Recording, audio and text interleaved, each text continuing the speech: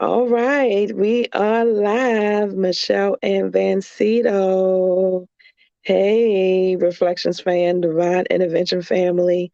It's your girl. I know it has been a while, but I'm happy to be in the place to be seen tonight. Look, at work, we're always like, my girlfriend says, it's good to see you. I'm like, it's good to be seen with all this crazy that's been going on, right? So, tonight, we are talking about the power of being open and what can happen in your life when you just make a decision to be open. Like, have you ever been sick and tired of being sick and tired? Okay, maybe me and Vancito the only ones that's done ever been there. But if you've ever been sick and tired of being sick and tired, honey, this is definitely for you.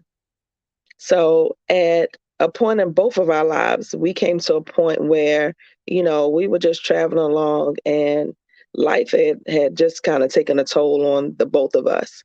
And it's amazing. God's divine intervention is what I call it. There's no coincidences in this world, none.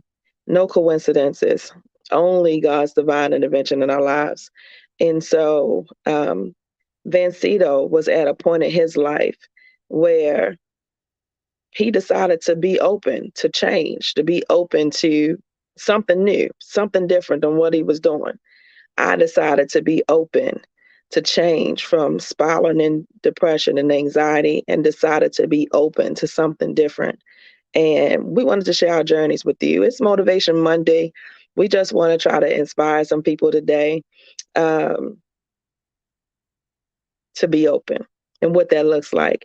Vancito, tell us a little bit about your story. Introduce yourself and tell us a little bit about you. Oh, well, simply Vancito Edwards, the bearded dragon, as you could see that. I wrote that down. I got a million names. Brother Nature, the herbalist, the earthworm, the dopamine dealer, Van Sutra. There's a few. But anyway, I tell you, life has a way of, it could either tear you down or you can take whatever happens and it's like taking lemons and making lemonade.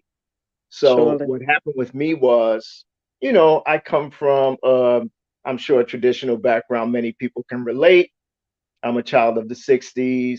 There's a lot of things going on in the home. Dad wasn't around, unfortunately. Mom was stressed.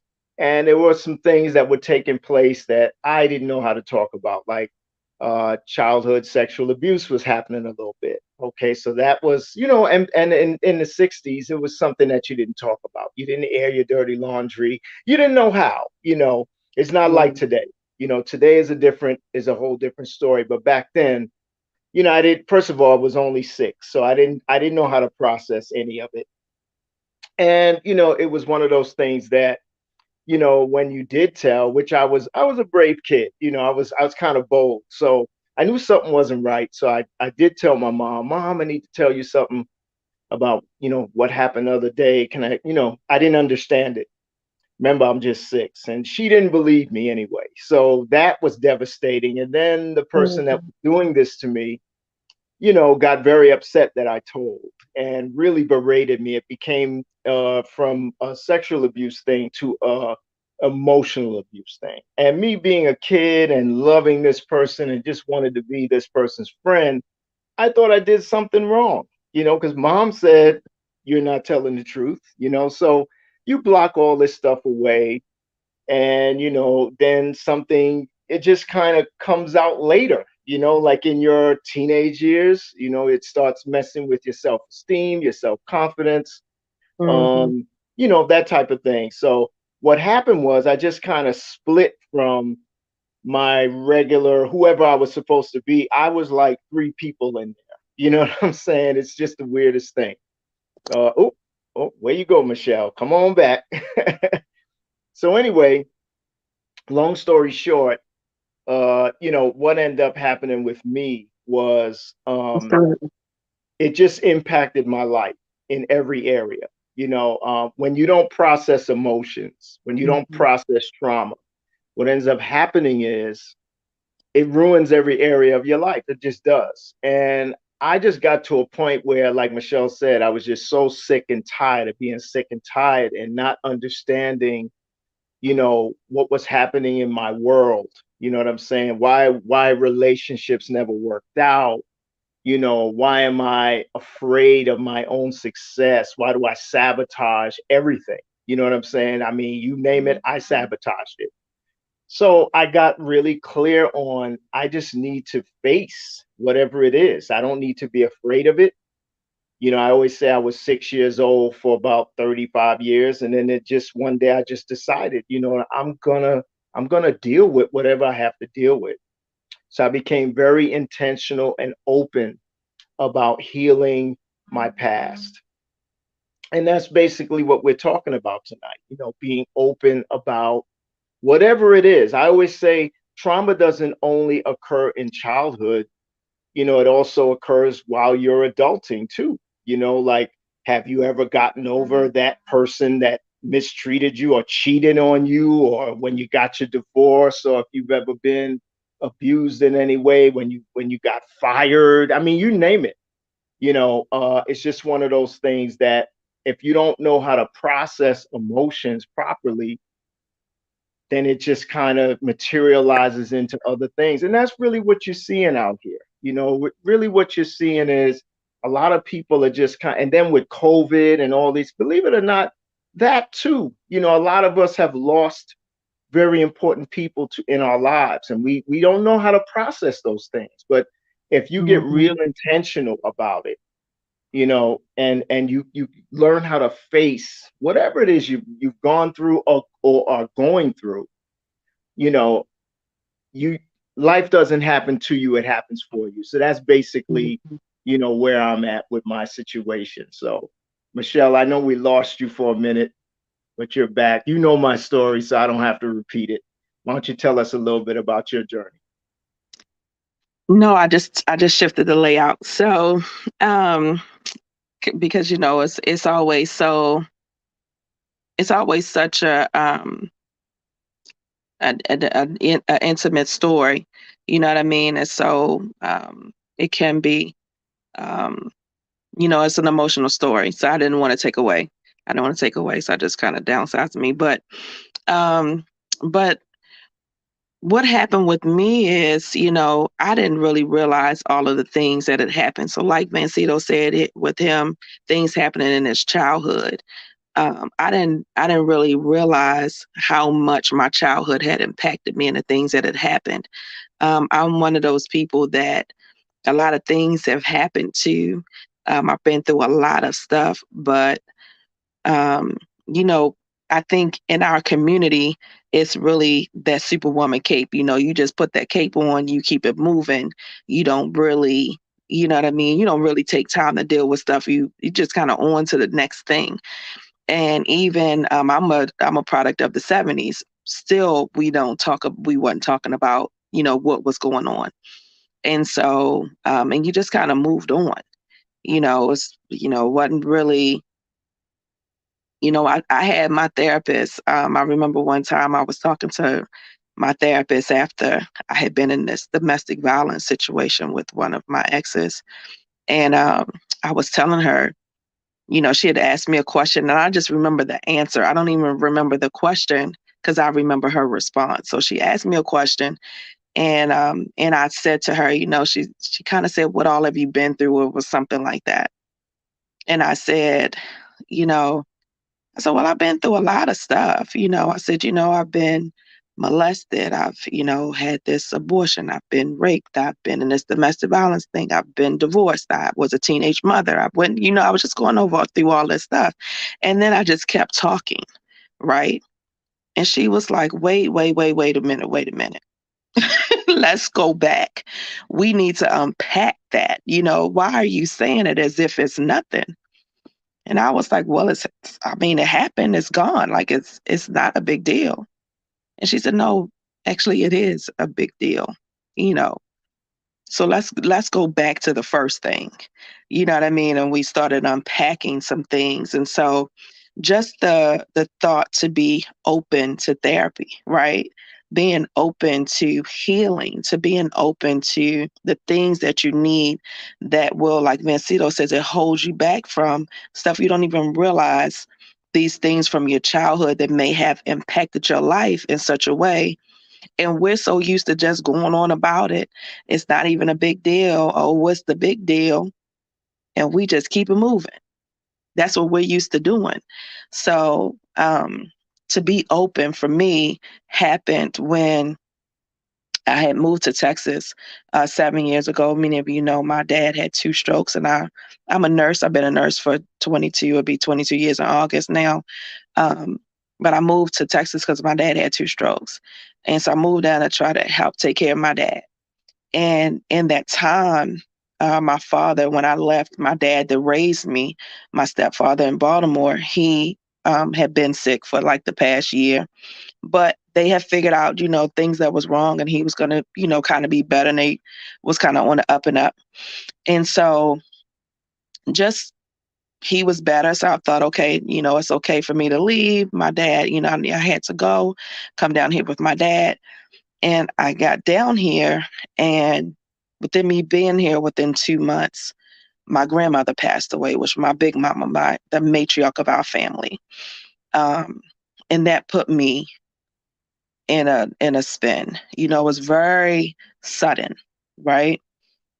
She hadn't been sick.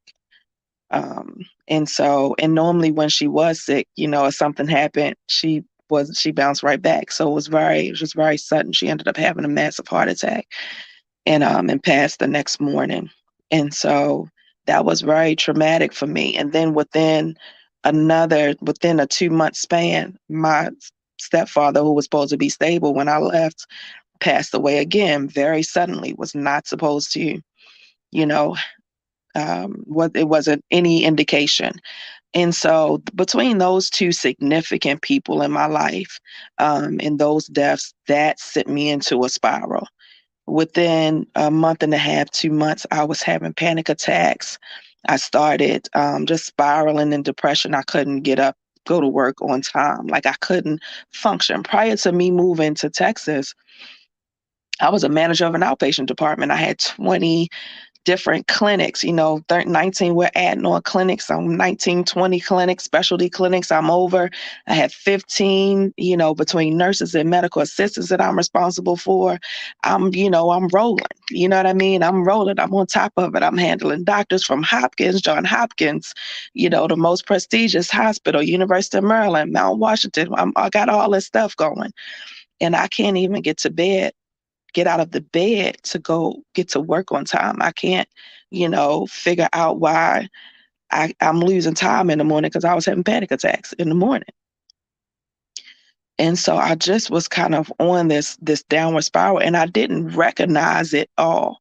You know, what they say to you when people pass away is, oh, this is a little thing and it'll pass, right? You'll get over it. They don't really give you a time frame, right? So I'm thinking, okay, yeah, I'll be fine. Like, okay, this is normal, but I'm okay. I'll be fine. And I didn't recognize it for what it was and how much it had impacted me. And so, fast forward a couple years, I just was tired. I didn't even recognize myself. I don't recognize who is this person. You know what I mean? And so I had gained all of this weight. I was just lost because I'm a stress eater. And so I'm an emotional eater. And so I was just gaining weight and gaining weight and spiraling, so I made a conscious decision. I said, Lord, I don't want to continue to live like this. I don't want to continue to be this person. I want to, get back to me. I want to try to, figure out who I am in this world. And so I decided that I said, Lord, whatever it is that you'll have me to do, you know what I mean? Whatever it is that you have me to do, I'm going to do it. And so that's kind of what I did. My cousin had this fasting group, and this is where I met Vancito, through this fasting group. And I was like, okay, Lord, if that's what you want me to do, that's what I'm going to do. It is being open being open, and when I say about being open, Vancito had started, uh, he didn't tell you guys yet, but he had been drinking, to handle his. I was eating, he was drinking. Vancito, tell us about you and your situation with the drinking, and how did you come to stop and slow that down?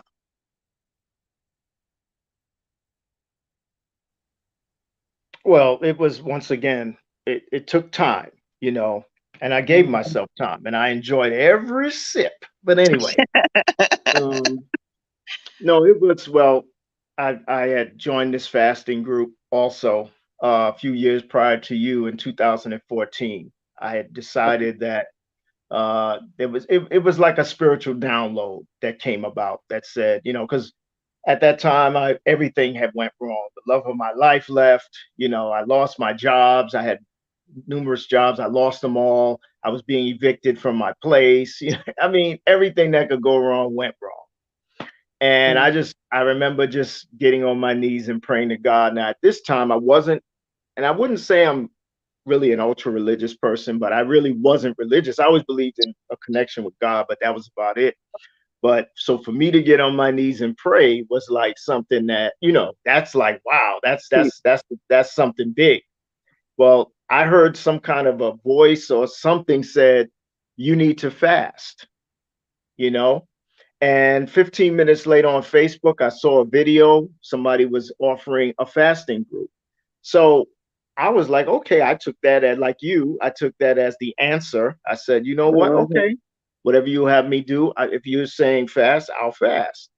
Well, mhm. after I did, it was a 21-day water fast, by the way. So that Which is was the crazy, first of, right? In your yeah, mind. So this we talking about yeah, being well, open, 'cause yeah, I was being open, yeah, right? yeah, Because I had just conducted 3 weekend fasts. It's funny, like just on my own, instinctively, I knew I right, needed to do something different, and they were just for 3 days, and I nearly died each time. Like literally, right, if the fast was over midnight Monday right, morning or Sunday night, I was in the kitchen frying something to eat, right, right, which is right, the which is the worst way to break a fast, by the way. But I didn't know any better. I didn't know how to right, fast. But anyway, right. so you figure a And three how day many water people done fast tried to nearly, fast by themselves? Lord have mercy. yeah. I mean, a 3 day fast nearly killed me a couple of times. And then to accept the fact that I was going to do a 21-day water fast, you would think that Lord, I would run from that. But instead, I was like a firefly to light. I was like, yes, I'm going to do that because I felt God had told me to do it. And I was like, if I Lord. do this, I'm gonna, things are gonna change. Well, I didn't stop drinking from that fast, and that was the first of many fasts. But eventually, I did.